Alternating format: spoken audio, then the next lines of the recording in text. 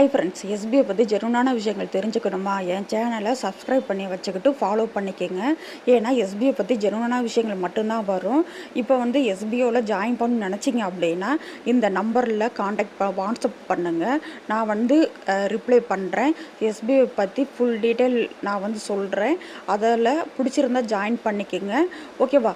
Okay friends, வாங்க வீடியோக்குள்ளார போகலாம். வீடியோவை பிடிச்சிருந்துச்சுன்னா கண்டிப்பாக லைக் பண்ணிக்கோங்க, கண்டிப்பாக ஷேர் பண்ணிக்கோங்க. ஓகேவா? Thank you friends. இப்போ நீங்கள் ரீஃபண்ட் தந்த மெம்பர்ஸாக இருந்தீங்க அப்படின்னா நீங்கள் லாகின் பண்ணும்போது இப்படி தான் வரும் உங்களுக்கு. ஓகேவா?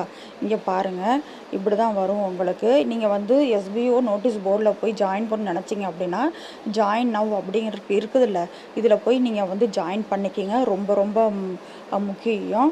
இப்போ உங்களுக்கு என்ன சொல்லியிருக்காங்க, வியூ பேங்க் டீட்டெயில்ஸ் சொல்லியிருக்காங்க, அப்டேட் பேங்க் டீட்டெயில் சொல்லியிருக்காங்க, ப்ரூஃப் அப்லோட் பண்ண சொல்லியிருக்காங்க. இப்போ நீங்கள் யாராச்சும் ரீஃபண்ட் தந்த மெம்பர்ஸ்க்கு யாராச்சும் பேங்க் டீட்டெயிலெலாம் இன்னும் அப்லோட் பண்ணல அப்படின்னா உங்களோட ஐடி பாஸ்வேர்டு போட்டு உள்ளே வந்தீங்க அப்படின்னா இப்படி தான் இருக்கும். அப்டேட் பேங்க் டீட்டெயில்னு இருக்குதுல்ல, இதில் போய் நீங்கள் டச் பண்ணுங்கள். நீங்கள் இப்படி டச் பண்ணிங்க அப்படின்னா உங்களோட பேங்க் டீட்டெயில் காமிக்கும். ஓகேவா?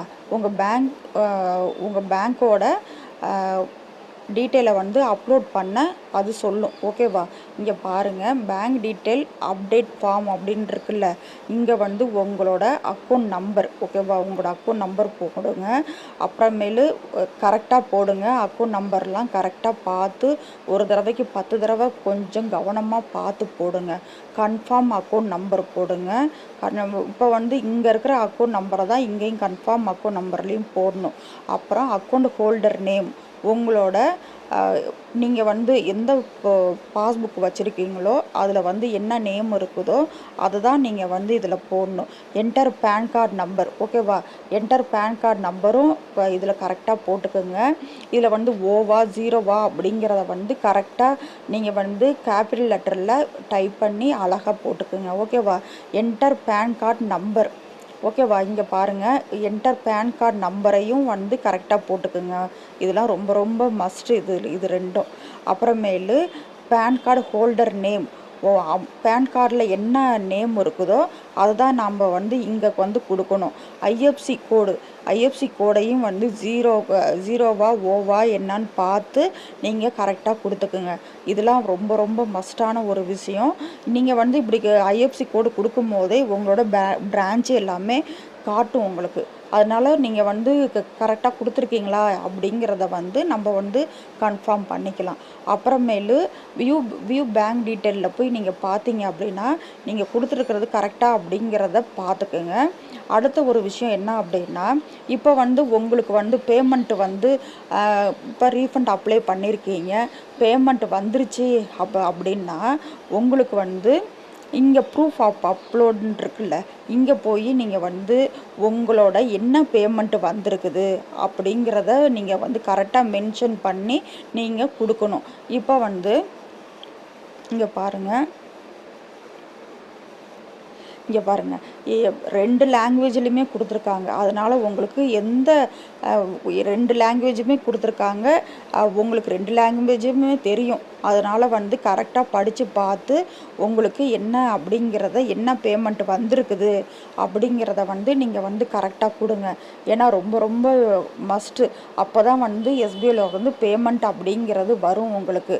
இப்போ நீங்கள் இதை டச் பண்ணிங்க அப்படின்னா உங்களுக்கு ரீஃபண்ட் வந்திருக்குதா இல்லை ஓல்டு வித்ட்ராயல் வந்திருக்குதா அப்படிங்கிறத நீங்கள் கொஞ்சம் கவனமாக பார்த்து கொடுங்க.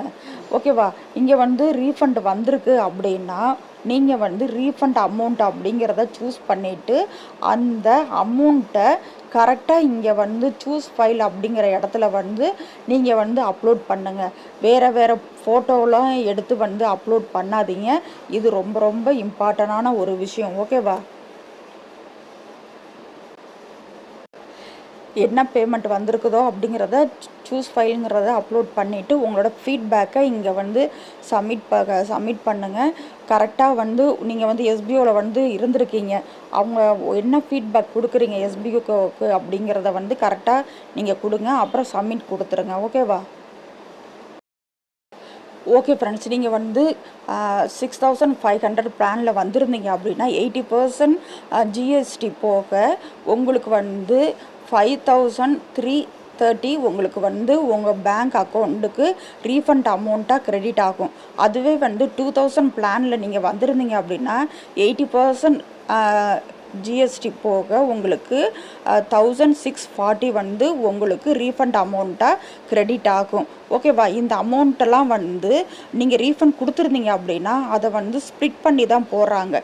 இப்போ ரீஃபண்ட் அமௌண்ட்டு அப்புறமேலு ஒர்க்கிங் அமௌண்ட்டு இதை வந்து ஸ்ப்ளிட் பண்ணி தான் போடுறாங்க. உங்களுக்கு வந்து ரீஃபண்ட் அமௌண்ட்டு வந்துருச்சு அப்படின்னா கண்டிப்பாக இம்மிடியட்டாக அந்த அமௌண்ட்டை வந்து ஸ்க்ரீன்ஷாட் எடுத்து அப்லோடு சூஸ் ஃபைல் அப்படிங்கிற இடத்துல வந்து சூஸ் ஃபைலில் போங்க. அப்லோடுங்கிற இடத்துல போய் நீங்கள் வந்து கண்டிப்பாக அப்லோட் பண்ணிடுங்க. ஏன்னா ரொம்ப ரொம்ப இம்பார்ட்டண்டான ஒரு விஷயம். ஏன்னா வந்து இப்போ நீங்கள் பண்ணால் தான் அடுத்த அமௌண்ட்டு உங்களுக்கு கரெக்டாக வந்துடும். ரீஃபண்ட் அமௌண்ட் கொடுத்துருந்தீங்க அப்படின்னா ஒர்க்கிங் அமௌண்ட்டு கரெக்டாக வந்துடும். இல்லை அப்படின்னா டிலே ஆகிறதுக்கு சான்ஸ் இருக்குது. அதனால தான் நான் சொல்கிறேன், உங்களோட எந்த அமௌண்ட்டு வந்திருக்குதோ அதை வந்து கரெக்டாக ஸ்க்ரீன்ஷாட் எடுத்து நீங்கள் வந்து அப்லோட் பண்ணிடுங்க. ஓகேவா? யாராவது உங்ககிட்ட வந்து எனக்கு வந்து ரீஃபண்ட் அமௌண்ட்டு வந்துருச்சு ஆனால் என்னோட ஒர்க்கிங் அமௌண்ட்டு வரல அப்படின்னு நான் யாராச்சும் வந்து உங்ககிட்ட சொன்னாங்க அப்படின்னா அவங்கக்கிட்ட கேளுங்க, உங்களோட ரீஃபண்ட் அமௌண்ட்டை வந்து அப்லோட் பண்ணிங்களா அப்படிங்கிறத வந்து நீங்கள் கட்டாயம் கேளுங்க. ஏன்னா வந்து அவங்க வந்து அப்லோட் பண்ணியிருக்க மாட்டாங்க. அதனால தான் வந்து அவங்களுக்கு வந்து ஒர்க் பண்ண அமௌண்ட்டு வந்து வராமல் இருக்கும். அவங்களோட ஐடி பாஸ்வேர்டு போட்டு உள்ளே போய் பார்க்க சொல்லுங்கள். அதில் வந்து அவங்க அப்லோட் பண்ணியிருக்காங்களா இல்லையா அப்படிங்கிறது வந்து அவங்களுக்கு கட்டாயம் வந்து தெரிஞ்சு போயிடும். ஓகேவா? யாருக்கு எந்த அமௌண்ட்டு வந்திருக்குதோ அதை ஸ்க்ரீன்ஷாட் எடுத்து கரெக்டாக அப்லோட் பண்ணுங்கள்.